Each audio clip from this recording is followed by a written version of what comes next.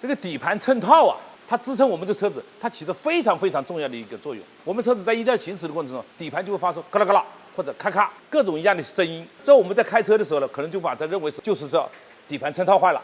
我要把它换掉。它只是一点小小的裂纹，就是个裂纹，它把它换掉了。这个确实太可惜了。你是原厂的，我相信你换上去衬套，你再跑个3万公里左右，你看看有它时间长吧？这个衬套到什么情况下需要更换呢？假如我们这个支撑点有很大一条快断掉了以后要更换了，我们把轮子装上去，你再放着来回推动的时候，这里间隙晃动幅度很大，车子公里数比较大了，这个时候你把它更换掉可以的。但是换这个衬套不要到一般的地方去，要到专门卖衬套的地方去，它的质量可能比较好。如果假如说你就是随便到哪个修理厂，到了个配件店去买一个衬套装上去的话，5块钱8块钱，我宁肯不要换，因为换上去那个衬套一点作用都没有的。我们在更换体温衬套或者是整个下托架的时候，其实这个里面